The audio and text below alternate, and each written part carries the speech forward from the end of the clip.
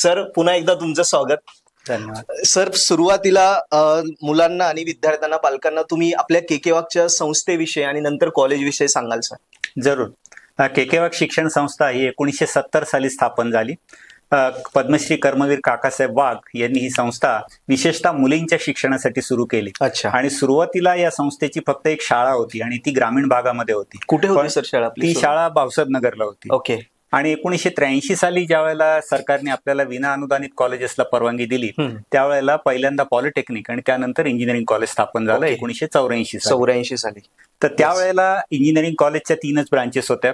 परंतु आता आज जर आपण पाहिलं तर आमच्या साधारण 10 ब्रांचेस आहेत. ओके. आणि पोस्ट ग्रॅज्युएशनचे 3 प्रोग्राम आहेत. MBA MCA चा प्रोग्राम आहे. याशिवाय 5 डिपार्टमेंटमध्ये PhD चा सुद्धा प्रोग्राम आहे. नाही सर. तर असा या कॉलेजचा खूप मोठा विस्तार या गेल्या 40 वर्षामध्ये झालेला आहे. 100%. तर नाशिकमध्ये सगळ्यात पहिलं इंजिनिअरिंग कॉलेज, 40 वर्ष पूर्ण करणारं कॉलेज आणि नाशिक मधलं पहिलं ऑटोनॉमस कॉलेज म्हणून केकेवाक इंजिनिअरिंग कॉलेज ओळखलं जातं. अभिनंदन सर. धन्यवाद. यस, 40 वर्ष म्हणजे एक सांगायला आपल्याला अभिमानच वाटतो, कारण खूप क्वचित कॉलेजेस आहे. म्हणजे नाशिक मधलं first college. Great sir. Sir, college विषयी पालकांना विद्यार्थ्यांना अजून डिटेलमध्ये जाणून घ्यायचे की कॉलेजमध्ये आपण काय काय फॅसिलिटीज प्रोव्हाइड करतो आणि काय काय आहे. जरूर. पहिल्यांदा मी तुम्हाला इंटेक बद्दल सांगतो. येस. म्हणजे आमचे ज्या 10 ब्रांचेस आहेत त्याच्यामधल्या आपल्या ज्या ट्रॅडिशनल ब्रांचेस आहेत म्हणजे मेकॅनिकल आहे, सिव्हिल आहे, इलेक्ट्रिकल आहे, इलेक्ट्रॉनिक्स आहे, कॉम्प्युटर आहे, IT आहे. आणि नव्याने आम्ही जे ब्रांचेस सुरू केले त्याच्यामध्ये मुख्यतः AIDS आहे म्हणजे आर्टिफिशियल इंटेलिजन्स आणि डेटा सायन्स, रोबोटिक्स आणि ऑटोमेशन आणि कॉम्प्युटर सायन्स अँड डिझाईन हे 3 आम्ही नवीन कोर्स गेल्या 2 वर्षामध्ये सुरू केलेत. आणि टोटल आमचा इंटेक जर पाहिला तर तो 1020 आहे. ओके.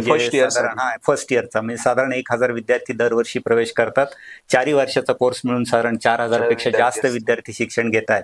आणि आमचे जे 3 ME प्रोग्राम आहेत त्याच्या प्रत्येकाचा इंटेक 18 आहे. मग त्याच्यामध्ये आमच्याकडे ME सिव्हिल आहे, ME इलेक्ट्रिकल आहे आणि ME इलेक्ट्रॉनिक्स आहे. या प्रत्येकाचा इंटेक 18 आहे.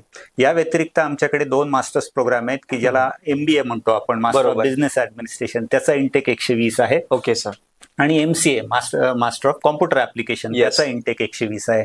तर असं साधारण 1314 हा आमचा टोटल इंटेक कॉलेजचा आहे आणि एक महाराष्ट्रामधलं मोठं कॉलेज म्हणू शकतो की ज्याचा इंटेकच्या दृष्टीने आहे.